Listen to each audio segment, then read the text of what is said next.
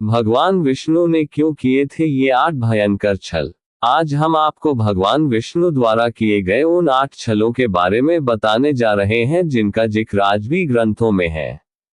धर्म ग्रंथों और शास्त्रों में इस बात का उल्लेख मिलता है कि भगवान विष्णु ने अनेकों बार सृष्टि की रक्षा के लिए भिन्न भिन्न अवतार लिए हैं।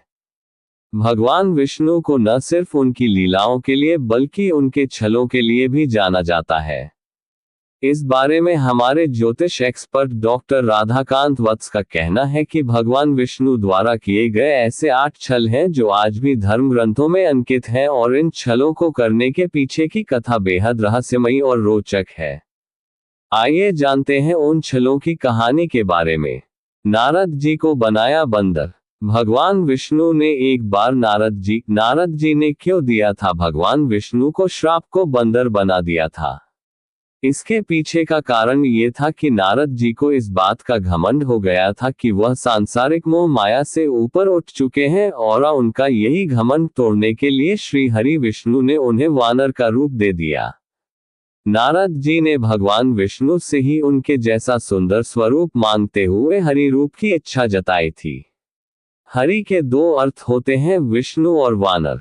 श्री हरि नारायण ने छल कर नारद जी को बंदर का मुख दे दिया। इसके बदले नारद जी ने उन्हें पत्नी वियोग का श्राप दिया जिसके कारण भगवान विष्णु राम रूप में अवतरित हुए। भगवान शिव के बचाए प्राण। एक बार भस्मासुर नाम के एक राक्षस ने भगवान शिव की तपस्या कर उन्हें प्रसन्न कर लिया और वरदान में यह मांगा कि वह जिसके भी सिर पर हाथ रखे वह भस्म हो जाए। भगवान शिव ने भस्मासुर को वरदान दे दिया। भस्मासुर ने भगवान शिव के शीश पर हाथ रख उन्हें ही भस्म करने की कोशिश की, लेकिन शिव जी वहां से विलुप्त हो गए और भगवान विष्णु के पास सहायता के लिए पहुंचे। तब भगवान विष्णु ने सुंदर कन्या का रूप धर भस्मासुर को नृत्य के लिए प्रेरित किया और नृत्य मुद्रा के नाम पर उसके हाथ उसके ही शीश पर रखवा दिया जिससे वह खुद ही भस्म हो गया। देवी वृंदा को छला। भगवान शिव का ही अंश जलंधर की पत्नी थी देवी वृंदा। जलंधर के भय से सृष्टि कांप उठी थी। जलंधर को हरा पाना मुश्किल था क्योंकि देवी वृंदा विष्णु भक्त थी और पवित्रता के साथ साथ सतीत्व में भी उत्तम थी। हर बार जलंधर के वध में उनकी शुद्ध और कठोर विष्णु भक्ति अड़िया जाती थी। जब भगवान विष्णु के पास सभी देवता सहायता के लिए पहुंचे तो उन्होंने जलंधर का भेष धर देवी वृंदा के साथ पत्नी धर्म की पूजा में हिस्सा लिया। पूजा भंग हो गई क्योंकि पति के स्थान पर जलंधर के बजाय भगवान विष्णु थे और जलंधर की सारी शक्तियां क्षीण हो गईं, जिसके बाद उसका अंत महादेव ने किया। असुरों से की अमृत की रक्षा। समुद्र मंथन के दौरान जब अमृत कलश बाहर आया तब असुरों ने देवताओं से कलश छीन लिया था। तब भगवान विष्णु ने मोहिनी रूप धर असुरों से अमृत कलश की रक्षा की और देवताओं को अमृत पान कराया था। शुक्राचार्य को सबक सिखाया।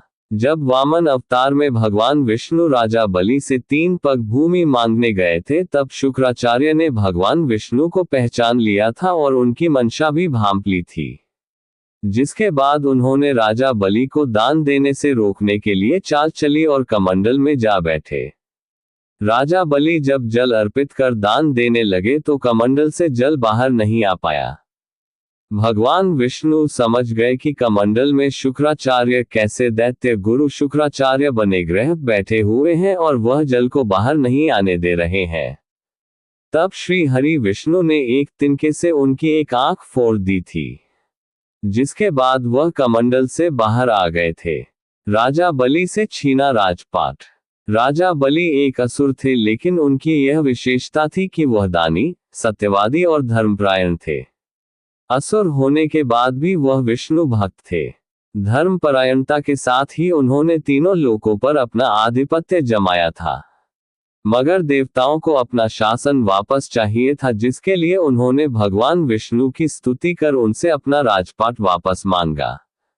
तब भगवान विष्णु ने वामन रूप धर बलि से 3 पग भूमि मांगी और उन 3 पगों में पूरा ब्रह्मांड नाप दिया। महादेव से छीना बद्री धाम। भगवान विष्णु को तपस्या के लिए एक स्थान की आवश्यकता थी। भगवान विष्णु को बद्रीधाम याद आया। जब भगवान विष्णु वहां पहुंचे तब भगवान शिव और माता पार्वती पहले से ही वहां मौजूद थे। महादेव और आदि शक्ति को कुटिया से बाहर बुलाने के लिए भगवान विष्णु ने एक बालक का रूप लिया।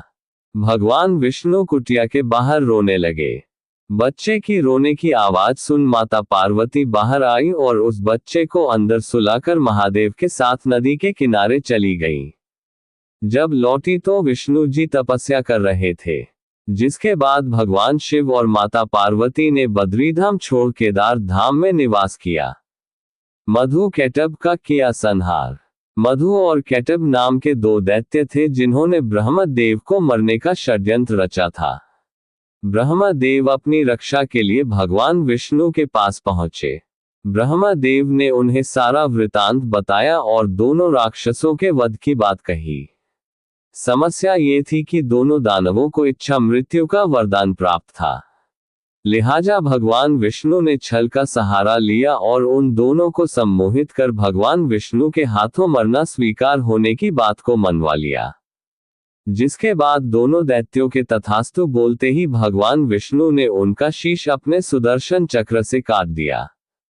तो ये थे भगवान विष्णु के वो 8 छल। अगर आपको ये स्टोरी अच्छी लगी हो तो इसे फेसबुक पर जरूर शेयर करें और इसी तरह के अन्य लेख पढ़ने के लिए जुड़ी रहें कहानी संग्रह के साथ।